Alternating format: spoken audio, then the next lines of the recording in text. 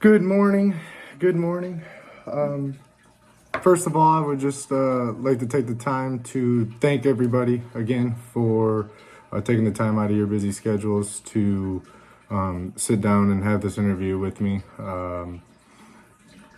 And again, for the consideration for the callback, and I'm really looking forward for this opportunity and for what's to come. So, yeah, Mr. Hefner, it's nice to have you. Could get started. First question: can you tell us about a time you failed at work and how did you resolve it? Yeah, kind of like to answer that question with kind of stating the fact that I don't necessarily consider failure an option. You know, as a superintendent, you're faced with problems daily, not necessarily even problems that are have anything to do with the golf course itself, maintenance of it, the turf grass aspect of it, or anything, but also problems that come up in the golf shop, problems that come up with members, homes, other stuff like that. So just being able to adapt and really be able to problem solve is a key trait that I really try to hone in and perfect, is that problem solving and that go-getter attitude. So again, necessarily fail. There was a time I made a mistake. I dropped a bag of fertilizer just off the side of the green, kind of half on the green, half on the collar.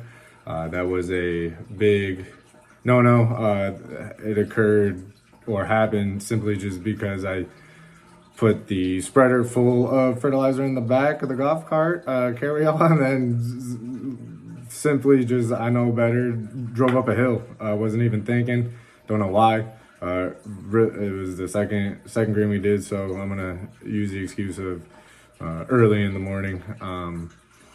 But also use it as a learning opportunity for the guys, really to show the guys kind of how to take care of a situation like that. So again, kind of turn that mistake into a teaching lesson.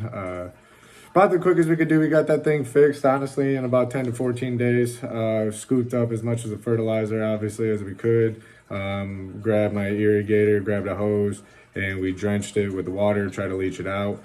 Threw a little bit of rye and POA grass seed on it, simply by hand, because again, it was half on the collar, half on the green. And like I said, just kind of made the members aware of that spot. And like I said, about 10 to 14 days, couldn't even tell that happened. So do you like working independently or in groups? Why? I think that, again, depends on the situation as well.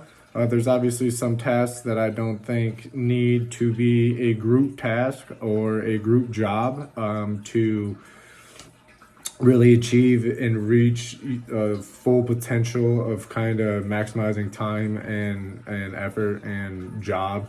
Sometimes, the more people you have in the job, the more talking there is, the more standing around. This guy will do it, that guy will do it, two guys watching, one guy work type stuff. So again, if you just break those people off independently, and that's kind of how I am. If there's a reason to work in a group, I will be the first one to hop in it and kind of advise groups. I think teamwork makes the dream work. Good communication is something to strive for too within groups. But yeah, definitely depends on the situation. I'm both. I can be both. I can be a very good independent, trustworthy, hardworking individual. I can also be a leader. I can step back if I don't know too much about the subject as well, and also be a student and a follower, and kind of simply get in line, but also being pushy, voicing my opinion and questioning the authoritative figure. But definitely, I think I'm versatile and can play both positions there. What upsets you the most in a work environment? I kind of touched on it before. What upsets me the most in a work environment is simply lack of communication or bad communication. It's really easy to talk, especially nowadays with the mobile reach, not just using radios, but again, having radios. having cell phones on. It's kind of a pain in the butt. I'm not a huge fan of the cell phone usage, especially while operating heavy machinery, but nevertheless,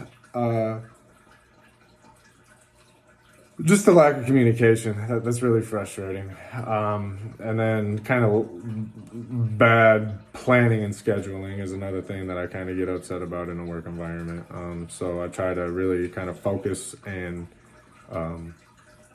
make that well known and easily accessible for the guys and the crew on what's going on and kind of what's expected. So open door policy per se.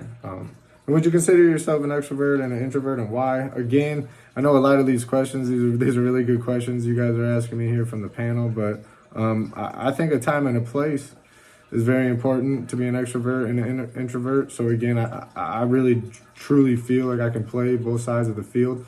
I can sit back in a Greens committee meeting and just observe and not really be very talkative or very a dominating figure or presence, a dominating presence or figure in the meeting table. So, but on the contrary, if something is needed and something needs to be voiced and we, within reason and have the ability to, I'm going to be the first one kind of out there pushing it, getting passionate about it, kind of letting my more truer colors show. So, again, a little bit of both. We're at a conference or a meeting or something, and we need someone to kind of get the to get the activities going. Then I'm definitely not shy in that sense.